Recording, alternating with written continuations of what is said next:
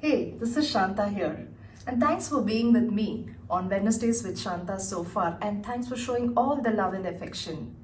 As we move forward, let us continue and unfold further more chapters of this book. Hi everyone, this is Shantha here. So this chapter talks about costume design and makeup. Who doesn't love costumes? And especially being a female, makeup and costume is something which is like an inborn talent for us, right? But then I would like to discuss more about these topics in context to Bharatanatyam. So Ram, please welcome. And I have a very, very interesting topic to discuss, which I love. The costumes, for y'all, yes. The makeup and the design, right? So have you ever considered how these costumes tell a story in Bharatanatyam? Wow. Can you imagine a very dry subject like a dancer who doesn't like to get dressed up? Just not happening. That's not happening, yeah. The beauty of it is when you look at Bharatanatyam, think about the visualization of the form for presenting a dancer to the audience through the eyes of Bharata Muni. The chapter which is described in Natya Shastra is phenomenal. Mm-hmm. The extent of details, and I'll just give you one or two examples and then we'll dive into what you're having on thoughts. They have spoken about different ornaments for men which cover from head to feet, starting with maybe a crown, maybe some shoulder blades accentuating related ornaments, there is a necklace, and then they basically go on for every part of the human structure. This is for a man. Wow. When it comes for a woman, Yeah. Bharata Muni has just gone with the flow, and it's like absolute rhythm in his words that he explains. And the shlokas which talk about, again, covering from head to foot. That is one small example of what he has spoken about. That's excellent. And now that you spoke that these costumes are available for both the men and women, but we are used to see mostly women perform the fine arts, right? We often refer when it say costumes to women, and it's essentially to understand that Bharatanatyam costumes has evolved over many years, and they have a basic foundation which dates back to thousands of years. So what is your thought about it? It's absolutely the right one. And if you remember, in one earlier chapter we spoke about the Tandavam and Lasyam. So Lasyam is the feminine part of what is subtle, what is beauty, the way it has been accentuated by the costume. So in one of the earlier shlokas in the Natya Shastra, since we said a millennia, think about the level of details.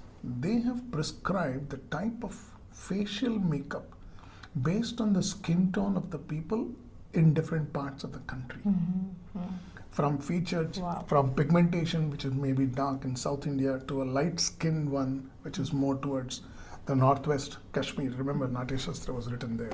Wow. Right? To the Assam and Ahom dynasty related part, which imbibed it later.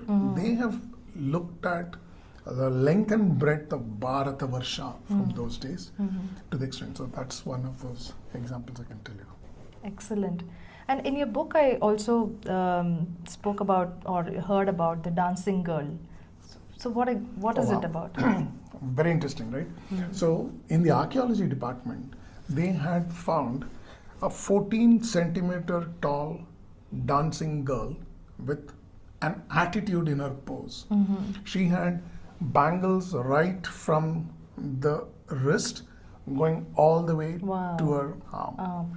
And her head, the hair is done up in a bun. Now, put some thought to it. If we are talking about a dancing girl which is carbon dated back to 800 BC, the amount of time that this craft must have evolved for them to understand the nuances of it, to make a hairdo as a bun, to identify the bangles. And if bangles from this place to here was fashion, I presume that speaks a lot. Wow, that I can visualize it so very well, right? So Ram, these costumes often I see it kind of represents a bride in typically Tamil Nadu or South India, right? So do you also feel that it is somewhat related to the bride and the bridal makeup? Yes. So the bridal makeup part is very inherent to the way they basically thought. Again, lasya. So the feminine part of it is given more importance to it. But then also, if you go further into the chapter, you'll find that the design makeup is not just limited to the people. It then goes on to the props, the stage. A lot more around that. I'm sure you would have seen that when you read that. Yeah, definitely, I've seen that. And this Bharatanatyam performer called Rama Vaidyanathan, she stated the emotive power of Indian dance stirs the soul of the audience, and that connects them in different ways in different dance forms, right? That's the beauty of the costumes of each dancers who are at different art forms. So it reminded me of what they spoke about. Now, this Natya Shastra is composed by Bharata, right? And it spans 36 chapters, including chapter 23, which deals with costumes and makeup. I remember reading or mentioning it in your book. So could you explain more on that chapter? So that chapter is broken down into multiple parts. So I think he spoke about, like we mentioned, the ornaments, which is basically external for the men, then the ornaments which is there for the women. Then he talks about for the type of dance that you do, the type of garlands which is called haram, which they talk about, the type of flowers that will be used. If you are basically dressing up a bride, that would be a haram in different place. If you are doing it for an entrance to a temple, it would be in a different arrangement. So the floral arrangements, type of flowers chosen, was based on the topic subject that was being, and he's prescribed the amount of available flowers those days. They talk about the dyes that they were used, the way the stage prop-ups would be done. They have done signs of dimensions for the stage. Then they've gone on to see the props for the types of dresses that you wear, the parts of the body that needs to be accentuated. Like, for example, expression for the dancer who's a girl is more through eyes. So they would basically use very thick ability. So it's accentuating the emotion of it. So the audience can relate to the emotion that's being conveyed by the dancer.